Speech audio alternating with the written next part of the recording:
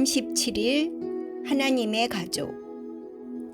죄가 하나님의 가족을 쪼개 놓았습니다. 구속의 계획은 가족을 회복시키기 위하여 수립되었습니다.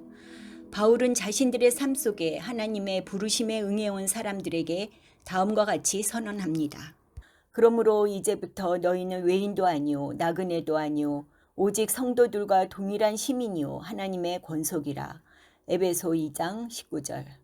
권속의 원어는 헬라어 오이케이오스입니다. 예수 그리스도를 믿는 자가 되는 때 우리는 하나님의 권속의 일원이 됩니다. 즉 예수 그리스도의 가족의 일원이 됩니다. 전통적인 입장에서 우리는 교회를 보다 큰 의미로서 즉 집합적이거나 회중적인 모습으로 생각하는 경향이 있는 반면 좀 더 작은 가족으로서의 모습으로 생각하지는 않습니다. 그러나 역사적, 성경적 관점에서 본 초기 교회는 작은 가정 유대체로 구성되었습니다. 그리고 이들 단체 모임이 가족으로서 기능을 다했습니다. 바울이 하나님의 가족인 데살로니가인들에 대한 자신의 입장을 밝힐 때 하나님의 가족 안에서 경험되어야 하는 관계로 표현합니다. 우리가 이같이 너희를 사모하여 하나님의 복음뿐 아니라 우리의 목숨까지도 너희에게 주기를 기뻐함은 너희가 우리의 사랑하는 자 됨이라. 데살로니가전서 2장 8절. 이렇듯 사랑스러운 관계들은 보다 큰 회중이라는 배경에서는 일어날 수 없습니다. 만약 우리의 교회 활동들이 주로 안식일 아침에 교회에 오고 친구들과 인사하고 끝나면 각각 집으로 돌아가는 것으로 이루어져 있다면 분명 가족 관계로서 성경이 말하는 수준에 이를 수 없습니다. 예를 들어 다음과 같은 가족에 대한 이야기를 들었다면 어떻게 느끼겠습니까?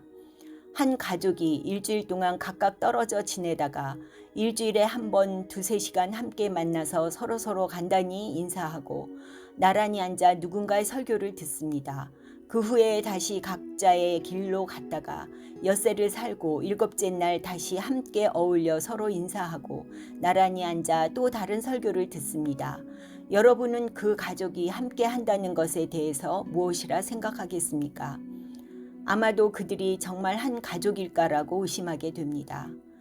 대부분의 사람들이 내릴 분명한 결론은 그들 가족이 함께 한다고 하기에는 개선할 여지가 많다고 할 것입니다. 놀랍게도 그리고 여전히 슬프게도 대부분의 그리스도인들이 이런 방식으로 식구를 대하는 교회 가족이 되려고 합니다.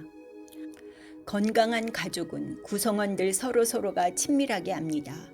그들은 식구 중 누군가의 두려움, 고민, 꿈, 희망들, 좌절들, 그리고 고군분투하는 일을 압니다. 가족을 돌보고 사랑하는 속에 식구들은 당연히 서로 말과 행동으로 용기를 북돋아 줍니다. 하나님의 가족도 이와 같은 방식으로 작용하여야 합니다. 하지만 하나님의 가족은 이 땅의 평범한 가족을 뛰어넘는 한 가지 특별한 이점을 가지고 있습니다.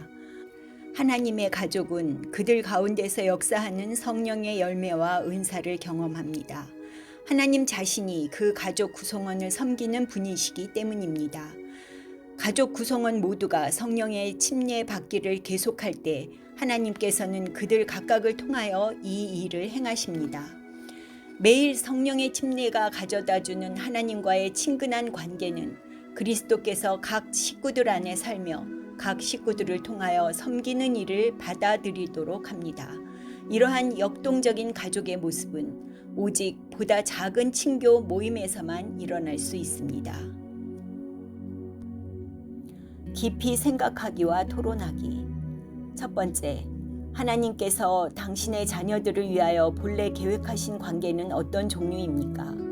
죄가 하나님의 계획에 무엇을 하였습니까?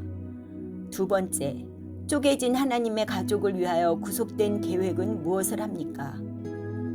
세 번째, 하나님께서 의도하신 바 교회 구성원 서로가 가져야 할 관계는 어떤 모습입니까? 네 번째, 하나님의 가족이 만들어지기에 가장 좋은 배경은 무엇입니까?